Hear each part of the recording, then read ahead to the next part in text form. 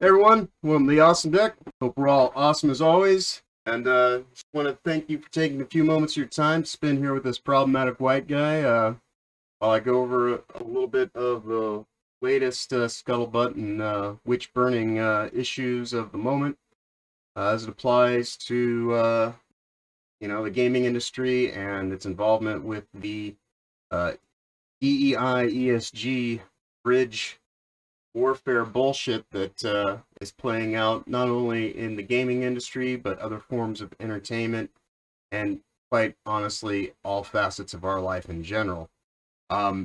There was a recent article published that we'll go into here in just a moment, talking about how Larry Fink, one of the most detestable characters, perhaps the most, but one of the main figureheads in our struggle with what's currently affecting our industries and just way of life in general under the, I guess, altar of power brokering for influence and control throughout all facets of reality.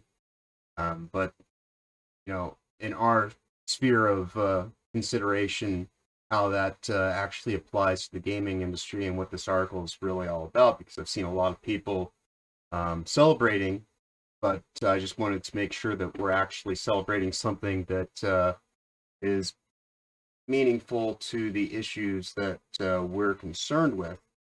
Not to say that I don't applaud any area where BlackRock is left feeling as though they're coming out losing, because the biggest thing that we can hope to achieve would be to outright undermine their entire scope of operation.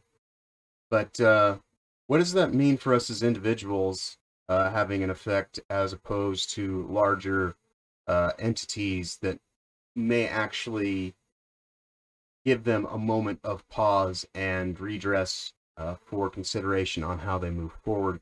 And that's really what this article pertains to. And so without any further delay, let's go ahead and take a look at that and see what it's all about. We got this article here that was published on slay.com. Title is BlackRock CEO Melts Down as Profits Plummet Over Woke ESG Agenda. Written by Frank Berman and was put out on April 15th, 2024 in the afternoon. I'm going to go ahead and read to you from the article, and I believe there's a little audio clip that we'll also listen to, just so we can hear Larry Fink, in his own words, express his frustration. Well, a little bit of shot and fraud's not a terrible thing. Anyway. In the article, it reads, BlackRock CEO Larry Fink suffered a meltdown during an earnings call over the company losing billions of dollars in contracts due to the International Asset Managers' woke environmental, social, and governance agenda, also known as ESG. A recording from the call has emerged online and revealed that Fink imploded while raging over the Texas Board of Education canceling $8.5 billion in contracts with BlackRock. As Slay News reported, Texas joined several states in blocking their funds from going to BlackRock due to the company's ESG agenda. During the call, Fink lost his cool as he complained about lies and misinformation regarding BlackRock's agenda. We have done a better job now of telling our story so that people can make decisions based on facts, not on lies, and not on misinformation or politicization of others, Fink said during a first quarter earnings call. Unfortunately, there's still others out there who continuously lie about these issues, he added. I've spoken before about the fear we see today, some of it stoked by increasingly political polarization in the world. Our industry and BlackRock have been a subject of political dialogue, mostly in the United States. We recognize some of this with being the industry leader. We have done a better job now of telling our story so that people can make decisions based on facts, not on lies and not on misinformation or politicization by others. Unfortunately, there's still others out there who put short-term politics, who continuously lie about these issues. They're putting those issues above the long-term fiduciary responsibilities. As a fiduciary, politics should never outweigh performance. I do believe that with a vast majority of our clients, our long-term fiduciary approach and performance are resonating. The issue that is at hand has absolutely nothing to do with the gaming financial scheme that is taking place, but I do appreciate that Larry Fink and BlackRock are suffering in any way, shape, or form. But let's go ahead and finish with this article. It says, Texas State Board of Education Chairman Aaron Kinsey severed ties between BlackRock and the Texas Permanent School Fund last month. The move sought to punish the company for allegedly boycotting oil and gas as part of its ESG initiative. Fink, a board member at the World Economic Forum, has denied the allegations, however. In a statement last month, Kinsey said, BlackRock's dominant and persistent leadership in the ESG movement immediately damages our state's oil and gas economy. BlackRock's destructive approach towards the energy companies that this state and our world depends on is incompatible with our fiduciary duty, Texans, he added. And it's got a tweet that he put out at the time. It says, today, Texas Permanent School Fund leadership delivered an official notice to global asset manager BlackRock, terminating its financial management of approximately $8.5 million in Texas assets. And then it's basically got the letter here, which I'll put a link to this article down below if you want to take time to read over the letter from the State Board of Education yourself. But it says, meanwhile, Fink claims that BlackRock has never supported diversity from traditional energy firms. He argues that BlackRock currently has $300 billion invested in such companies. According to Yahoo Finance data, BlackRock is down overall in 2024 amid a growing backlash over its woke agenda. Meanwhile, the S&P 500 has risen around 8% in recent months. What does this actually have to do with the gaming industry? Not much. And so, while it is important, as I said, to celebrate our wins wherever we can get them, as it applies to our dealings with BlackRock's ESG and DEI godforsaken bridge money that they're using to leverage more power and influence into all aspects of our day-to-day life. This is only registering with them because it's an entire state that is, making an outright, immediate, large-scale impact on them, and not just something that they're going to be able to find different ways to proliferate their investments globally to make up for any kind of downturn here domestically and locally. And by that I mean like with the game industry, because that's the thing that we're really concerned about. I know that recently Grums suggested that people not buy AAA title games for the next 2 years, and that believes that that will fix the issue. And I certainly agree that it will have a positive net benefit, but to think that that in and of itself is going to take care of this investment money dilemma and overall game developers crisis that's playing out in real time is minimizing a lot of the factors that are at play. So in my previous videos, I've done a lot of work exposing how the WEF and the United Nations, through uh, think tank initiatives funded by the Rockefeller Foundation, are affecting the financial models that are in play with most game companies and publishers here and now. And so in recent months, there have been a lot of downturn in jobs, which is to say a lot of people have been, getting terminated left and right here in America domestically.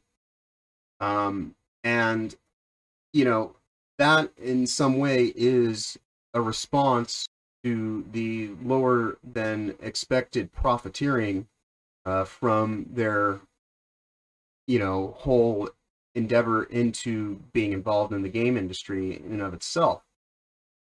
But that's also, to some degree, part of the long-term plan, is to, level the playing field in terms of global serfdom. We are in the midst of the creation of a digital dark age, and the leveraging of the game industry is to help normalize concepts such as, tier-based classism and, different kinds of social credit, benefit rewards and penalties for not following along due to an authoritarian guideline being put in place. And so when we sit here and say that if we just stop buying AAA titles, this is going to fix things, that's kind of a naive perspective and outlook to think that money is the ultimate end of this situation. And money clearly is the means by which this power brokering or influence is utilizing currently, but it happens through a wide variety of avenues. And they aren't solely dependent on American game developers' talent, skill, and ability to bring these titles to fruition. More recently, we've seen articles talking about the localization of Capcom games. And so this DEIESG, cancer is spreading internationally. And I want people to focus on how essential of an aspect to this fight that is going to be. Because say that we stop buying AAA titles in large and we actually commit to it with the fullest of our convictions, and we don't make little exceptions here and there for whatever reason. In many ways, the best thing that we can hope for is to outright, get complete divestment from these large-scale entities that have been fully, on board with infiltrating the game industry for 15 plus years now. And that's not just going to happen overnight. A lot of these corporations will find ways to lower the initial input of money out, and then they'll simply inflate the, actual product cost to the end user to make up for those shortfalls elsewhere. And so what you're going to see is more layoffs in the industry, with less opportunities to continue within it unless you go along part and parcel with all the beholden terms to be yet another face for the power and influence that they hold and sway over you in any titles that you would be working on to put out. And, in opposition to that, what they will do is they'll simply hire ideologically minded, department heads who will either work here remotely through internet-based, connections to outsourced third-party developers that will be based out of places like India and, other areas where those dollars for the initial development can be lowered on the input. And then, as stated, the product itself will have a premium cost ratcheted up even higher so that they can make more money to make up for that,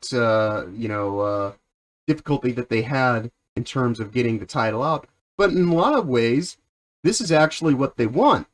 Because if they can destabilize the level playing field here in terms of artistic integrity and keeping knowledgeable, well-versed game industry people with talent, skill, and ability from being part of the process, then that means that they're going to receive less, apprehension and abrasiveness to the measures that they're implementing. And so what we'll see is even more third-party consulting firm involved, or as I said, they'll either offer money for people to relocate to countries outside of America so that they can work directly with the people that they will be overseeing from these, more economically viable areas of interest, or they'll simply just have them work remotely from home using a, camera interface like I'm doing right now and have everything. I mean, what do you think the pandemic was about other than ways to figure out how to go about doing globalist monetization schemes and keeping people from actually having, day-to-day interaction and actually developing rapport and being part of a legitimate, fellowship of, people with a common interest, all collectively in the same area of interest to begin with. A lot of this stuff is just elaborate forms of censorship and destabilization is being done specifically to make it harder for anyone to actually have a capacity to, compete directly. And that's one of those things where, I hear people talk about late stage capitalism, and I just kind of want to, address it right now so that people who think in those terms can understand there is no such thing as late stage capitalism. There's either capitalism or there's not. And what we have is not capitalism, and it hasn't been capitalism in this country for, well over 30 years. You could argue even more than 40. In the way that the actual legitimate deep state, the stock market, has infiltrated the process and contributed to these profiteering schemes. All the measures that we had in place to prevent monopolies have been taken out by both sides of our political arena because we have ultimately one large uniparty that is beholden to the corporate masters that, control things through the back channels of lobbyists and, the corruption of stock market dealings that they have way too much, involvement with before it touches you or I based on the way that they interact with it. And so, while I do think it's a good idea to not, play with these people and pay them out directly, to think that that's going to have, 100% effect on the outcome of this is naive at best. And, in many ways kind of misses what the point of all this scheming is about. They don't want to have an entertainment industry that isn't under their control here in America. So yes, it is important to support as many independent developers as we possibly can, but they are also beholden to the strings and terms that come with seeking out venture capital funds and, trying to not become the object of a hostile takeover from one of these large hedge funds that is ultimately looking to add more intellectual property brand rights holdings to their portfolio. Because the more that they hold, the more that you can't really compete against what people find familiar and ultimately have nostalgia for. Because, I hear so many people talking about how they don't support Disney and they hate what they've done to the MCU. They're still going to go watch the Deadpool. And so you're making an exception. If they just, find a way to dilute the turd in the punch bowl a little bit more, until it gets to the point that you can't really taste it, well then, this is fine and this is acceptable and we'll go along with that.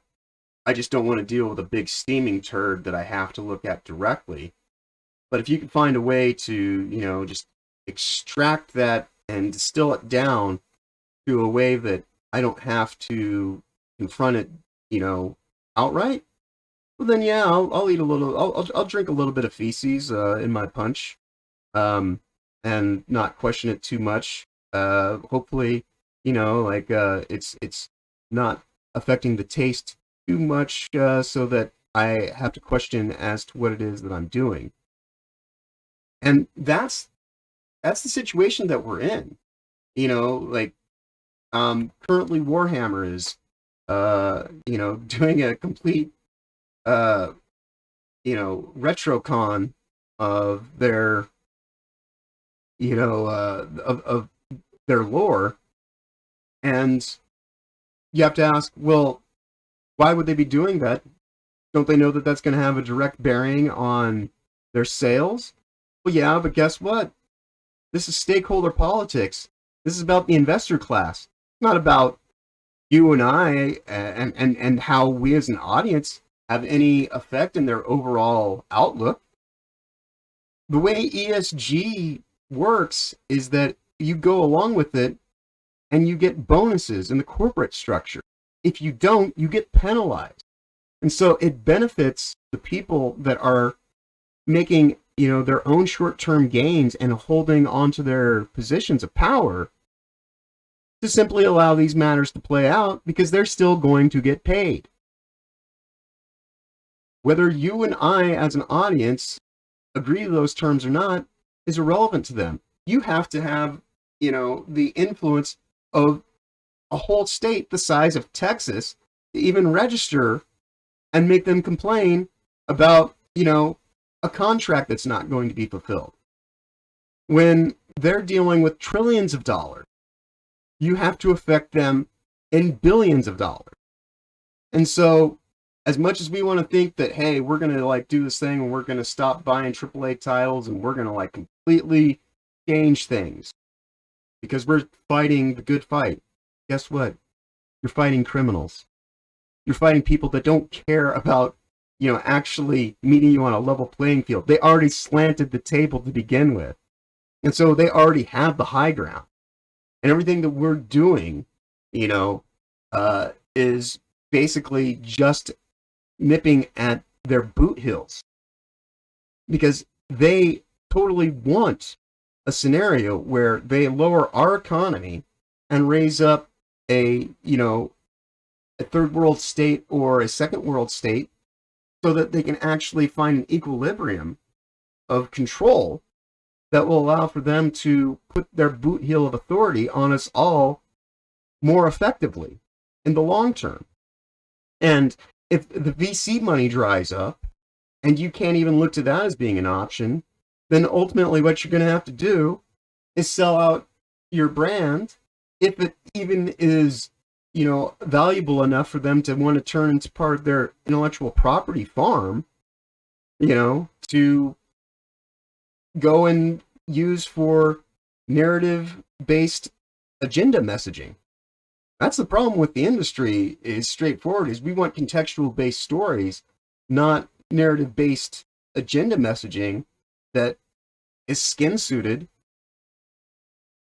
But ultimately, the more corporatization that takes place, the more standardization that they have, the more that they are beholden to their, malpractice through marketing, accounting, and legal, the more that you'll see that those are the only options that will be given. And that's really what this is about, is eliminating avenues of dissent, of, actual parallel economies. This is why I talk about why it's so important for us all to grow gardens of our own, so to speak, whether that be entertaining each other, such as this, where we're actually just talking about legitimate issues that we should actually be thinking about, more fully, rather than just trying to burn the incidental witch of the moment. We need to focus on the witchcraft that creates the witches. And if we don't do that, then we're doing ourselves a disservice by creating a deeper, thicker smoke stream and conflating our small-term skirmish battles, wins in those areas, as though they're somehow more impactful than they ultimately will play out to be. A large-scale investment firm cares not whether or not we shut down, SBI. There'll be 5 more companies, different consulting firms that crop up and pop up to take its place once that one falls.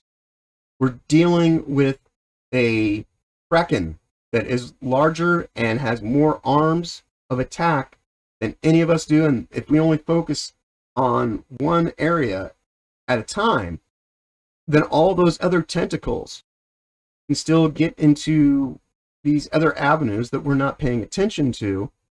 And we can sit here and think that we've somehow done this great thing, but all we've done is delude ourselves and give them, exactly what they're looking for, which is more distraction. And while it is important to, call out these witches and, ultimately take them to task to some degree, if we only focus on that being the primary way that we contend with this issue, then we're just sleepwalking to our doom. And I don't think that a lot of people necessarily, want to hear what I'm saying, but you need to know why I'm saying it. And, I don't want to just end this all on a whole bunch of doom and gloom, because we are making successes and we are seeing people actually start to open their hearts and minds and their eyes to the greater issues at play. But we have to know this is about our brokering. Money is the means, not the end. The end is about power and influence and ultimately control and the ability to shut people down. So, again, I would say to you, I appreciate the fact that you've spent this much time with me and gotten to the end. And if so, please do me a favor and give me a nice like and subscribe to help kind of keep this thing moving forward and make this a little bit more of a legitimate avenue for people to interact with and give consideration to in the days to come. I'm getting ever closer to breaking triple digits on my subscriber count. I'm just a little over 10 away from 100 subs. So if you could be so kind as to get me a little bit closer, I'd greatly appreciate that. Thanks for taking a few moments of your time to not only hear me out, but actually listen to what it is that I'm even trying to speak to. And otherwise, I hope you all have a fun-filled remainder of the day, wonderful week ahead, and be awesome as always.